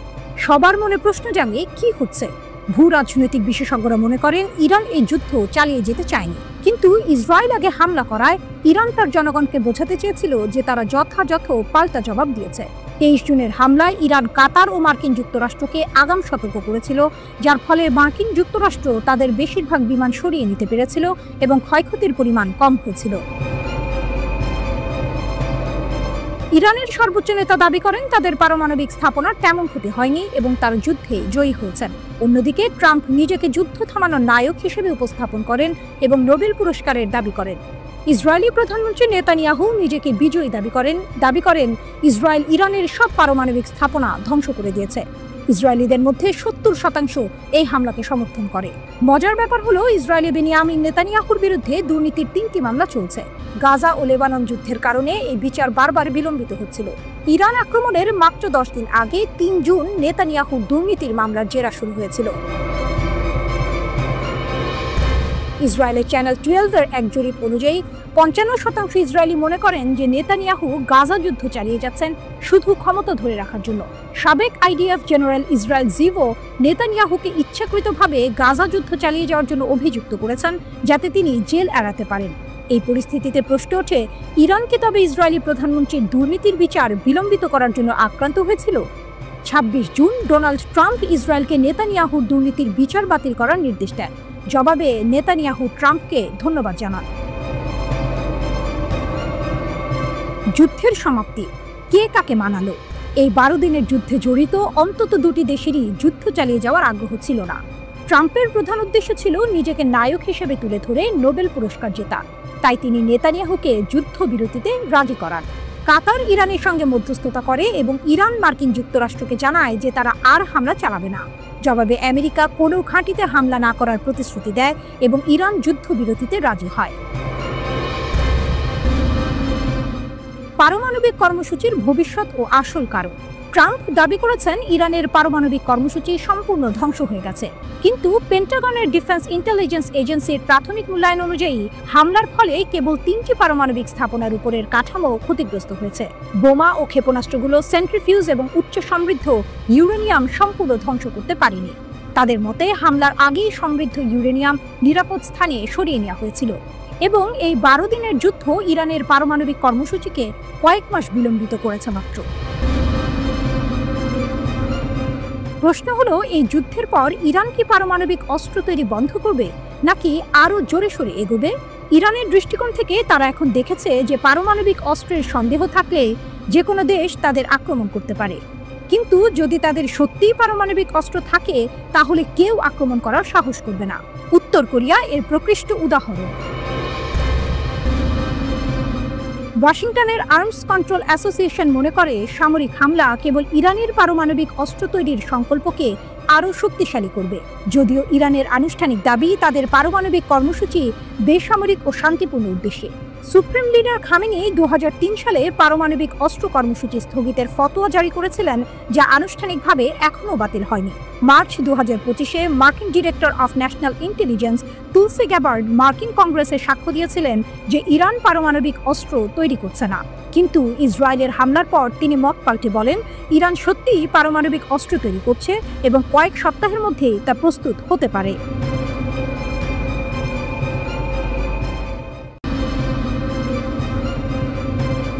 ইরানের সঙ্গে ইসরায়েলের মাত্র 12 দিনের সংঘাত, কিন্তু এই সময়টাতেই মার্কিন যুক্তরাষ্ট্রের অত্যাধুনিক terminal high altitude area defence বা থার্ড ক্ষেপণাস্ত্রের মজুদ মারাত্মকভাবে কমে গেছে। আমেরিকান গণমাধ্যম আর প্রতিরক্ষা বিশ্লেষকরা বলছেন ইসরায়েলকে বাঁচাতে গিয়ে যুক্তরাষ্ট্রের প্রায় $1.5 বিলিয়ন মূল্যের ক্ষেপণাস্ত্র ধোঁয়ায় মিশে গেছে। নিউজউইক ম্যাগাজিন সরকারি সূত্রের বরাত দিয়ে জানিয়েছে আমেরিকা তার উন্নত ক্ষেপণাস্ত্র প্রতিরক্ষা ব্যবস্থার একটি বড় অংশ ইসরায়েলের সুরক্ষায় ব্যবহার করেছে, কিন্তু এর ফলাফল নিয়ে প্রশ্ন উঠেছে। শুধু তাই নয়, যুক্তরাষ্ট্রের নিজেদের কৌশলগত মজুদের ওপর এর মারাত্মক প্রভাব পড়েছে। লকহিড মার্টিন নামের এক অস্ত্র প্রস্তুতকারক সংস্থা এই থার্ড ক্ষেপণাস্ত্র তৈরি করে। এটি ইসরায়েলের প্রতিরক্ষা ব্যবস্থার একটি গুরুত্বপূর্ণ অংশ, যা ইরান ও ইয়েমেন থেকে আসা মধ্যম পাল্লার ব্যালিস্টিক ক্ষেপণাস্ত্র আটকাতে সক্ষম। এই ব্যবস্থা পৃথিবীর বায়ুমণ্ডলের ভেতরে বা বাইরে উভয় স্থানেই স্বল্প, মধ্যম ও মাঝারি পাল্লার ব্যালিস্টিক ক্ষেপণাস্ত্রকে লক্ষ্যবস্তু করতে পারে। থার্ড হিট টু কিল পদ্ধতি ব্যবহার করে, অর্থাৎ এটি কোনো বিস্ফোরক ওয়ারহেড ছাড়াই কেবল গতিশক্তির মাধ্যমে ক্ষেপণাস্ত্রকে ধ্বংস করে। এটি 150 কিলোমিটার পর্যন্ত উচ্চতায় এবং 150 থেকে 200 কিলোমিটার পাল্লার মধ্যে ক্ষেপণাস্ত্র আটকাতে পারে। 8টি ব্যাটারি, প্রায় 400 ক্ষেপণাস্ত্র। মার্কিন সামরিক বাহিনী 8টি থার্ড ব্যাটারি পরিচালনা করে, যেখানে মোট প্রায় 350 থেকে 400টি ইন্টারসেপ্টর ক্ষেপণাস্ত্র থাকে। 8ম ব্যাটারিটি 20 জুন ইরানের বিরুদ্ধে ইসরায়েলি আগ্রাসনের সময় সক্রিয় করা হয়েছিল এবং এটি হাইপারসনিক ক্ষেপণাস্ত্র প্রতিরোধ করতে সক্ষম। 2025 সালের জুনে ইরানের সাথে সংঘর্ষের সময় এই মার্কিন পরিচালিত সিস্টেমগুলো গুরুত্বপূর্ণ ভূমিকা পালন করে। যদিও তাদের সঠিক অবস্থান গোপন রাখা হয়েছে।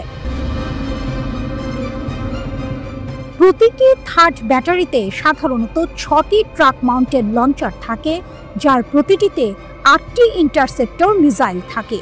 অর্থাৎ একটি ব্যাটারিতে মোট 48টি ইন্টারসেপ্টর থাকে। বিশ্বের সবচেয়ে উন্নত ক্ষেপণাস্ত্র প্রতিরক্ষা ব্যবস্থা হওয়া সত্ত্বেও ইয়েমেনি ব্যালিস্টিক ক্ষেপণাস্ত্র হামলার বিরুদ্ধে থার্ড এর কার্যকারিতা মিশ্র ছিল। কিছু বাধা সফল হলেও গুরুত্বপূর্ণ ব্যর্থতাও ঘটেছে। 2025 সালের মার্চ মাসের শেষ পর্যন্ত 6টি ইয়েমেনি ক্ষেপণাস্ত্র সফলভাবে আটকানোর খবর পাওয়া গেছে, কিন্তু 4 ও 9 মে থার্ড বেনগুরিয়ন বিমানবন্দর লক্ষ্য করে আসা ক্ষেপণাস্ত্র আটকাতে ব্যর্থ হয়। থার্ড ও অ্যারো উভয় সিস্টেমের কার্যকারিতা নিয়ে মার্কিন ও ইসরায়েলি কর্মকর্তারা দাবি করলেও ইয়েমেন প্রতিশোধমূলক অভিযানের অংশ হিসেবে বেনগুরিয়ন বিমানবন্দরকে লক্ষ্যবস্তু করেই চলেছে। চলমান হুমকি এবং দুর্বলতার কারণে প্রায় সব আন্তর্জাতিক বিমান সংস্থা ইসরায়েলের ফ্লাইট স্থগিত করেছে। ইরানের ক্ষেপণাস্ত্র হামলায় ব্যর্থতা। ইরানের বিরুদ্ধে 12 দিনের যুদ্ধের সময় থার্ড এর কার্যকারিতা উল্লেখযোগ্যভাবে খারাপ হয়। এর মূল কারণ ছিল এর কম বাধাদান হার এবং মার্কিন ও ইসরায়েলি ইন্টারসেপ্টর মজুদের দ্রুত হ্রাস। আগ্রাসনের আগে অধিকৃত ফিলিস্তিনি অঞ্চলে প্রায় 100টি থার্ড ইন্টারসেপ্টর ক্ষেপণাস্ত্র মোতায়েন করা হয়েছিল, কিন্তু ইরান প্রতিশোধমূলক অভিযানে 370 থেকে 500টি ব্যালিস্টিক ক্ষেপণাস্ত্র নিক্ষেপ করে, যা থার্ডের উপলব্ধ ক্ষমতার চেয়ে অনেক বেশি ছিল। যুদ্ধের প্রথম দিকে ইরান ইচ্ছাকৃতভাবে শত্রুর বিমান প্রতিরক্ষা ব্যবস্থা শেষ করার জন্য পুরনো তরল জ্বালানিযুক্ত ব্যালিস্টিক ক্ষেপণাস্ত্র ব্যবহার করে। ইসরায়েলের ইন্টারসেপ্টর সরবরাহ যখন উল্লেখযোগ্যভাবে কমে যায়, তখনই তারা আরও উন্নত ও কৌশলগত ক্ষেপণাস্ত্র ব্যবহার করে।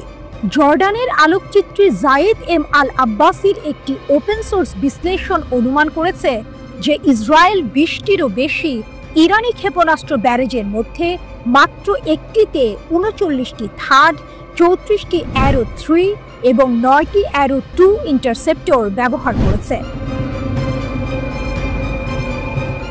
ইন্টারসেপ্টর ব্যবহারের এত উচ্চ হারের কারণে বিশ্লেষকরা মনে করেন যে সংঘাতের প্রথম 4 থেকে 5 দিনের মধ্যে থার্ড ব্যাটারিগুলো সম্ভবত তাদের ক্ষেপণাস্ত্র সরবরাহ শেষ করে দিয়েছে।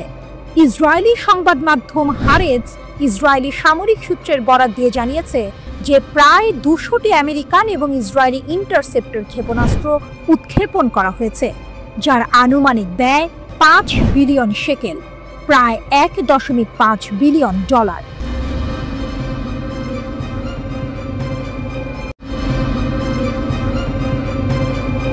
গাজা উপত্যকার উত্তরাঞ্চলে ইসরায়েলি বাহিনীর উপর হামলায় 5 জন ইসরায়েলি সেনা নিহত ও 14 জন আহত হয়েছেন। আহতদের মধ্যে 2 জনের অবস্থা গুরুতর। এই ঘটনাটি ঘটেছে বেইত হানুন শহরে, যখন ইসরায়েলি সামরিক বাহিনীর নেৎজা ইহুদা ব্যাটালিয়নের পদাতিক সৈন্যরা পায়ে হেঁটে অভিযান চালাচ্ছিল। হঠাৎ রাস্তার পাশে পুঁতে রাখা একটি বোমা বিস্ফোরিত হয় এবং সেনারা এর আঘাতে হতাহত হয়। ইসরায়েলি সামরিক বাহিনী জানিয়েছে, হামলার পর উদ্ধার অভিযান দীর্ঘায়িত ও জটিল হয়ে পড়ে, কারণ প্রতিরোধ যোদ্ধারা উদ্ধারকারী দলকেও লক্ষ্য করে হামলা চালায়, যা আরও হতাহতের কারণ হয়। ইসরায়েলের একজন নিরাপত্তা কর্মকর্তা বলেছেন, গাজার উত্তরের বেইত হানুন এলাকায় অভিযান চালানোর সময় ইসরায়েলি সেনাদের লক্ষ্য করে বিস্ফোরণ ঘটানো হয়। গাজা যুদ্ধের শুরু থেকেই এই এলাকা ইসরায়েলি সেনাদের অভিযানের প্রধান লক্ষ্যবস্তুগুলোর একটি ছিল। সেখানে ফিলিস্তিনি যোদ্ধাদের পুনর্গঠিত হওয়া ঠেকাতে ইসরায়েল বারবার অভিযান চালিয়ে যাচ্ছে। নাম প্রকাশ না করার শর্তে ওই কর্মকর্তা আরও বলেন, ইসরায়েলি সেনাদের লক্ষ্য করে গুলিও ছোড়া হয়েছে।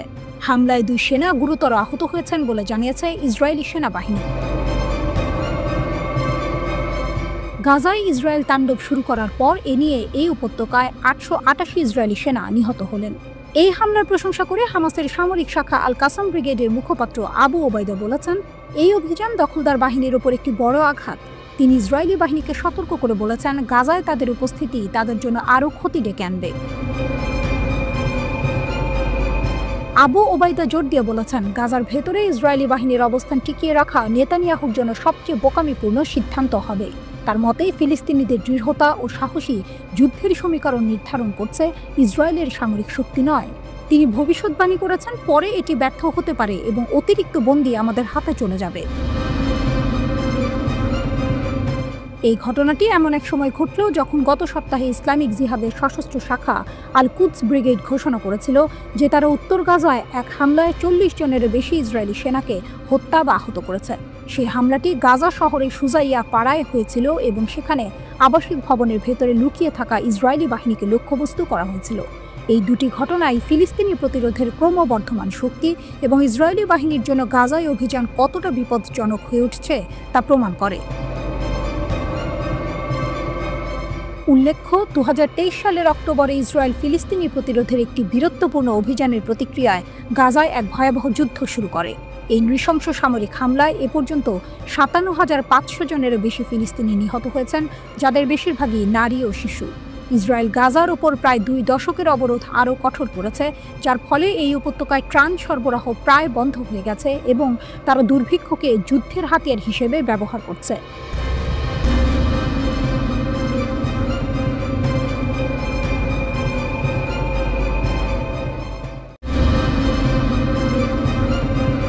লোহিত সাগরে ইসরায়েল সংশ্লিষ্ট জাহাজ ডুবিয়ে দিল ইয়েমেনের সশস্ত্র বাহিনী, উত্তেজনা তুঙ্গে। রিপোর্ট আল মায়াদিনের। লোহিত সাগরে নতুন করে উত্তেজনা ছড়িয়েছে। ইয়েমেনের সশস্ত্র বাহিনী ঘোষণা করেছে তারা ম্যাজিক সিস নামের একটি ইসরায়েল সংশ্লিষ্ট জাহাজকে সফলভাবে ডুবিয়ে দিয়েছে। এটি লোহিত সাগরে ইসরায়েলি স্বার্থের ওপর ইয়েমেনের একটি বড় আঘাত। ওয়াইএএফ এর মুখপাত্র ব্রিগেডিয়ার জেনারেল ইয়াহিয়া সারি জানিয়েছেন, সতর্ক করা সত্ত্বেও জাহাজটি ইসরায়েলের সঙ্গে সহযোগিতা করায় এবং ফিলিস্তিনি বন্দরে প্রবেশ নিষেধাজ্ঞা অমান্য করায় এই হামলা চালানো হয়েছে। কিভাবে ডুবল ম্যাজিক সিস? সারি জানান, লোহিত সাগরে ম্যাজিক সিস জাহাজটিকে লক্ষ্য করে একটি সুনির্দিষ্ট সামরিক অভিযান চালানো হয়। এই অভিযানে 2টি মনুষ্যবিহীন নৌকা, 5টি ব্যালিস্টিক ও ক্রুজ ক্ষেপণাস্ত্র এবং 3টি ড্রোন ব্যবহার করা হয়। সারির মতে এই সমন্বিত হামলায় জাহাজটি সরাসরি আঘাতপ্রাপ্ত হয় এবং প্রথমে ডুবে যাওয়ার ঝুঁকিতে পড়ে।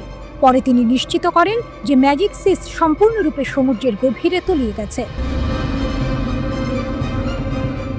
হামলার আগে জাহাজের ক্রুদের নিরাপদে জাহাজ ত্যাগ করার অনুমতি দেওয়া হয়েছিল।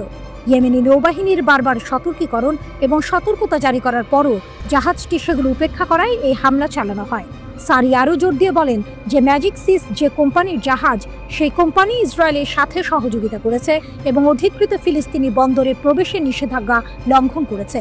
তাই ওয়াইএএফ এই কোম্পানি পরিচালিত যে কোনো জাহাজকে আটকাতে পিছপা হবে না এবং কোম্পানিকে সম্পূর্ণ দায়িত্ব বহন করতে হবে। তাদের জাহাজ আমাদের নাগালের মধ্যে যেখানেই আসুক না কেন তাদের বৈধ লক্ষ্যবস্তু থাকবে, সারি হুঁশিয়ারি দেন। বেন গুরিয়ন বিমানবন্দরে হাইপারসনিক ক্ষেপণাস্ত্র হামলা। এর একদিন আগেই রবিবার সারি আরও একটি চাঞ্চল্যকর খবর দেন। তিনি জানান, ওয়াইএএফ এর রকেট বাহিনী প্যালেস্টাইন 2 হাইপারসনিক ব্যালিস্টিক ক্ষেপণাস্ত্র দিয়ে অধিকৃত ইয়াফা অঞ্চলে অবস্থিত বেন গুরিয়ন বিমানবন্দরে হামলা চালিয়েছে। সারি জানান, এই অভিযান সফলভাবে তার লক্ষ্য অর্জন করে, যার ফলে বিমান চলাচল বন্ধ হয়ে যায় এবং লক্ষ লক্ষ ইসরায়েলি বসতি স্থাপনকারী আশ্রয় কেন্দ্রে পালিয়ে যেতে বাধ্য হয়। মুখপাত্র আরও বলেন যে এই অভিযান ছিল নিপীড়িত ফিলিস্তিনি জনগণ এবং তাদের প্রতিরোধ যোদ্ধাদের সমর্থনে এবং গাজা উপত্যকায় ইসরায়েল কর্তৃক চলমান গণহত্যার প্রতিক্রিয়ায় প্রতিশোধমূলক হামলা ও ইয়েমেনের প্রতিরোধের ক্ষমতা। মাত্র কয়েক ঘন্টা পরে 7 জুলাই ভোরে ইয়েমেনের হোদেইদা শহরে কমপক্ষে 20টি ইসরায়েলি বিমান হামলা চালানো হয়। আল মায়াদিনের সংবাদদাতা জানিয়েছেন, ইয়েমেনি বিমান প্রতিরক্ষা বাহিনী আক্রমণের একটি উল্লেখযোগ্য অংশ প্রতিহত করতে সক্ষম হয়। হামলাগুলি হোদেইদা, সালিফ এবং রাস ইসা বন্দর, সেই সাথে রাস কাতিফ বিদ্যুৎ কেন্দ্র সহ গুরুত্বপূর্ণ স্থানগুলিকে লক্ষ্য করে করা হয়েছিল। ইসরায়েলি মিডিয়াও নিশ্চিত করেছে যে এই অবকাঠামোগুলোতে এর আগে 3 বার ইসরায়েলি দখলদার বাহিনী আঘাত হেনেছে। সারি বলেছেন যে ইয়েমেনি বিমান প্রতিরক্ষা বাহিনীর সদস্যরা ইয়েমেনের বিভিন্ন এলাকায় ইসরায়েলি বিমান হামলা সফলভাবে প্রতিহত করেছে এবং প্রতিহত করেছে। সুনির্দিষ্ট ও উচ্চ প্রযুক্তির হামলা। সারি ব্যাখ্যা করেছেন যে ওয়াইএএফ বেশ কয়েকটি ইসরায়েলি লক্ষ্যবস্তুতে একটি সমন্বিত ক্ষেপণাস্ত্র এবং ড্রোন হামলা চালিয়েছে, যেখানে 11টি ব্যালিস্টিক ক্ষেপণাস্ত্র এবং ড্রোন জড়িত ছিল। ওয়াইএএফ এ হামলাকে উচ্চ নির্ভুলতা এবং সফল বলে বর্ণনা করেছে। একটি ইয়েমেনি প্যালেস্টাইন 2 হাইপারসনিক ক্ষেপণাস্ত্র বেন গুরিয়ন বিমানবন্দরকে লক্ষ্য করে হামলা চালায়, যখন অতিরিক্ত হাইপারসনিক ক্ষেপণাস্ত্র ইদুদ বন্দর এবং অধিকৃত আসকালানের বিদ্যুৎ কেন্দ্রে আঘাত করে। এছাড়া উম্মে আল রাশরাশ বন্দর বা ইলাত আক্রমণ করার জন্য 8টি ড্রোন মোতায়েন করা হয়েছিল। সারি জানান, সমস্ত ক্ষেপণাস্ত্র এবং ড্রোন তাদের লক্ষ্য সফলভাবে অর্জন করে এবং ইসরায়েলি ইন্টারসেপ্টর সিস্টেমগুলি কোনো আক্রমণকে নিষ্ক্রিয় করতে বাধ্য হয়।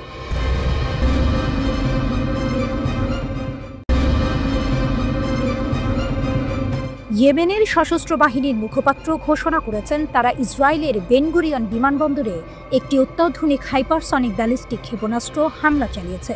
তাদের দাবি, এতে বিমানবন্দর সম্পূর্ণরূপে বন্ধ হয়ে গেছে এবং তেল আবিবের বাসিন্দাদের নিরাপদ স্থানে সরিয়ে নেওয়া হয়েছে। গাজায় ইসরায়েলি হামলার প্রতিশোধ হিসেবে এই পদক্ষেপ নেওয়া হয়েছে বলে ইয়েমেন জানিয়েছে। ইয়াহিয়া সারি এই ঘোষণা দেন। তিনি জানান, তেল আবিবের কাছে অবস্থিত ইসরায়েলের সবচেয়ে ব্যস্ততম বেন গুরিয়ন বিমানবন্দরকে 6 জুলাই সকালে একটি হাইপারসনিক ব্যালিস্টিক ক্ষেপণাস্ত্র দিয়ে লক্ষ্যবস্তু করা হয়। এই অভিযান পুরোপুরি সফল হয়েছে বলেও তিনি দাবি করেন। সারি আরও বলেন, যতক্ষণ ইসরায়েল গাজায় আক্রমণ চালাবে এবং অবরোধ বজায় রাখবে, ততক্ষণ ইয়েমেন ইসরায়েলি লক্ষ্যবস্তুতে হামলা চালিয়ে যাবে। একই সঙ্গে আগামী দিনে যে কোনো পরিস্থিতির জন্য ইয়েমেনের সশস্ত্র বাহিনী প্রস্তুত রয়েছে বলেও তিনি হুঁশিয়ারি দেন। গত কয়েক মাস ধরে ইয়েমেন বারবার বেন গুরিয়ন বিমানবন্দরে ক্ষেপণাস্ত্র হামলা চালিয়েছে। এর পাশাপাশি লোহিত সাগরে ইসরায়েল সংযুক্ত জাহাজের বিরুদ্ধেও নৌ অভিযান চালানো হয়েছে। ইসরায়েল এবং যুক্তরাষ্ট্রের তীব্র বিমান হামলা সত্ত্বেও ইয়েমেন গাজার সমর্থনে তাদের অভিযান অব্যাহত রয়েছে। ইসরায়েলি সামরিক বাহিনী এক সংক্ষিপ্ত বিবৃতিতে জানায়, হামলার সময় তাদের আকাশ প্রতিরক্ষা ব্যবস্থা সক্রিয় ছিল এবং তারা হামলার প্রতিরোধে কাজ করেছে। এই ঘটনার মাত্র 1 সপ্তাহ আগেই ইয়েমেনি সেনাবাহিনী বেন গুরিয়ন বিমানবন্দর লক্ষ্য করে ব্যালিস্টিক ক্ষেপণাস্ত্র হামলার দায় স্বীকার করে। 1 জুলাই আল মাসিরাহ টিভিতে প্রচারিত এক টেলিভিশন বিবৃতিতে ইয়েমেনের সামরিক মুখপাত্র ব্রিগেডিয়ার জেনারেল ইয়াহিয়া সারি বলেন, তেল আবিবের বেন গুরিয়ন বিমানবন্দর লক্ষ্য করে আমরা প্যালেস্টাইন 2 নামের একটি হাইপারসনিক ব্যালিস্টিক ক্ষেপণাস্ত্র ব্যবহার করে একটি বিশেষ সামরিক অভিযান পরিচালনা করেছি। তিনি জানান, ওই হামলা সফলভাবে লক্ষ্যে পৌঁছেছিল, যার ফলে মিলিয়ন খানেক দখলদার আশ্রয়কেন্দ্রে ছুটে যায় এবং বিমানবন্দরের কার্যক্রমে বিশৃঙ্খলা সৃষ্টি হয়। অন্যদিকে লেবাননের প্রতিরোধ আন্দোলন হিজবুল্লাহর মহাসচিব শেখ নাইম কাশেম ঘোষণা করেছেন, তারা কখনোই ইসরায়েলের সঙ্গে সম্পর্ক স্বাভাবিকীকরণ মেনে নেবে না। আশুরার দিনে দেয়া এক ভাষণে তিনি বলেন, হিজবুল্লাহ লেবাননকে ইসরায়েলি আগ্রাসন থেকে রক্ষা করে যাবে। শেখ কাশেম ইসরায়েলের সঙ্গে সম্পর্ক স্বাভাবিক করার পরিকল্পনাকে আঞ্চলিক জাতিগুলির মর্যাদার প্রতি অপমান বলে অভিহিত করেন। তিনি জোর দিয়ে বলেন, দখলদারিত্ব অব্যাহত থাকলে প্রকৃত শান্তি অসম্ভব, তাই হিজবুল্লাহ এই প্রক্রিয়ার অংশ হবে না। আমরা লেবাননকে রক্ষা করে শত্রুর মোকাবিলা করি এবং এই প্রতিরক্ষা অব্যাহত থাকবে, এমনকি যদি পুরো বিশ্ব আমাদের বিরুদ্ধে দাঁড়ায়। মুক্তি একটি কর্তব্য, যত সময়ই লাগুক না কেন, তিনি বলেন।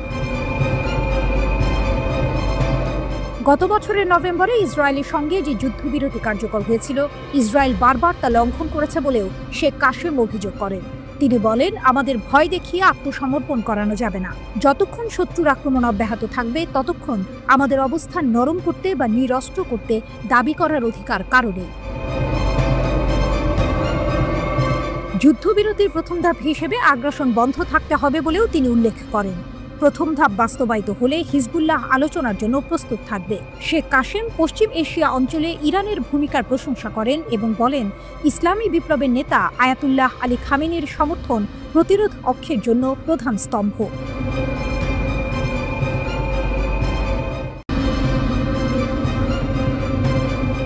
গাজায় রক্তক্ষয়ী সংঘর্ষ, ইসরায়েলি বাহিনীর 3 সদস্য নিহত, প্রতিরোধের পাল্টা জবাব।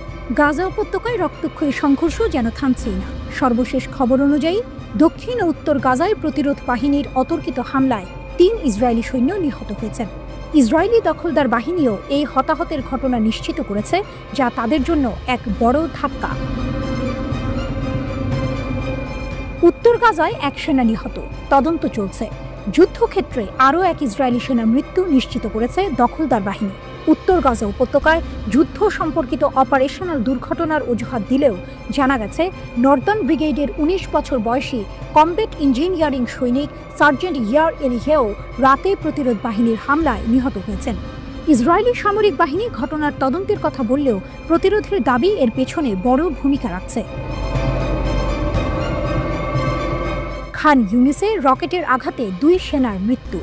শুধু উত্তর গাজাই নয়, দক্ষিণ গাজার খান ইউনিসেও ইসরায়েলি বাহিনীর উপর নেমে এসেছে আঘাত। ইসরায়েলি গণমাধ্যম সূত্রের খবর, ট্যাঙ্ক বিরোধী রকেটের আঘাতে গোলানি ব্রিগেডের ২ সৈন্য নিহত হয়েছেন। গাজার প্রতিরোধ বাহিনী যে কতটা তৎপর তা এই ঘটনা থেকেই স্পষ্ট। গাজায় নিরাপত্তা ঘটনার ঘন ঘটা। গাজা উপত্যকা জুড়ে অন্তত ৪টি নিরাপত্তা ঘটনার খবর পাওয়া গেছে। এর মধ্যে ২টি বেইত হানুন এবং একটি খান ইউনিসে ঘটেছে। চতুর্থ ঘটনাটি তদন্তাধীন। ইসরায়েলি গণমাধ্যম একটি খুবই কঠিন ঘটনার কথা উল্লেখ করেছে, যা সমাধান করতে ৫ ঘন্টা সময় লেগেছে। কিন্তু সামরিক মিডিয়া ব্ল্যাকআউটের কারণে বিস্তারিত জানা যায়নি। এতেই বোঝা যায় গাজার পরিস্থিতি কতটা জটিল এবং ইসরায়েলি বাহিনী কতটা চাপে আছে। প্রতিরোধ বাহিনীর পাল্টা জবাব, মর্টার হামলা ও ড্রোন আটক। এদিকে হামাসের সামরিক শাখা আল কাসাম ব্রিগেড দক্ষিণ গাজা উপত্যকার আল সাতার এলাকায় ইসরায়েলি দখলদার বাহিনীর ওপর মর্টার শেল হামলা চালিয়েছে। এই হামলার পর ইসরায়েলি গণমাধ্যম খান ইউনিসে খুবই কঠিন ঘটনা এবং হেলিকপ্টার থেকে প্রচণ্ড গুলিবর্ষণের খবর দিয়েছে। আল কাসাম ব্রিগেড নীর ইজাক এবং মিফতাহিমের বসতিগুলোতেও হামলা চালিয়েছে। ফিলিস্তিনি ইসলামিক জিহাদের সামরিক শাখা আল আকসা ব্রিগেড ও উত্তর খান ইউনিসের ৫ নম্বর স্ট্রিটে দখলদার সৈন্য ও যানবাহনের ওপর ভারী মর্টার হামলা চালিয়েছে। শুধু তাই নয়, তাদের যোদ্ধারা খান ইউনিসের ওপর গোয়েন্দা অভিযান চালানোর সময় একটি ইসরায়েলি ইভো ম্যাক্স ড্রোনও আটক করেছে। এটি নিঃসন্দেহে ইসরায়েলি বাহিনীর জন্য একটি বড় ধাক্কা, কারণ এর মাধ্যমে তাদের গোয়েন্দা তথ্য ফাঁস হওয়ার সম্ভাবনা রয়েছে। প্রতিরোধ অভিযান জোরদার, ইসরায়েলি জানে আঘাত। ফিলিস্তিনি প্রতিরোধ গোষ্ঠীগুলো গাজায় ইসরায়েলি যানবাহন লক্ষ্য করে একাধিক সফল অভিযান চালিয়েছে। আল কুদস ব্রিগেড খান ইউনিসের উত্তরে একটি ইসরায়েলি কমান্ড ও কন্ট্রোল সদর দপ্তরে রকেট হামলা চালিয়ে সরাসরি আঘাত হেনেছে। তারা popular front for the liberation of প্যালেস্টাইনের সামরিক শাখার সাথে যৌথভাবে পশ্চিম আল সাতার এলাকায় ইসরায়েলি বাহিনীর ওপর মর্টার হামলা চালিয়েছে। আল কাসাম ব্রিগেড খান ইউনিস শহরের আল মুজাম্মা আল ইসলামী স্ট্রিটে একটি ইসরায়েলি সামরিক যানে ইয়াসিন 105 শেল দিয়ে হামলা চালায়। এই হামলায় যানটিতে আগুন ধরে যায় এবং হতাহতদের সরিয়ে নিতে হেলিকপ্টার নামাতে হয়। ফিলিস্তিনি প্রতিরোধ যোদ্ধারা গাজা উপত্যকার অভ্যন্তরে ইসরায়েলি বাহিনীর ওপর আক্রমণ চালিয়ে যাচ্ছে, যার ফলে ইসরায়েলি সামরিক বাহিনীর হতাহতের সংখ্যা বেড়েই চলেছে। এই চলমান আল আকসা ফ্লাড অভিযান ইসরায়েলি বাহিনীর জন্য এক দুঃস্বপ্ন হয়ে দাঁড়িয়েছে।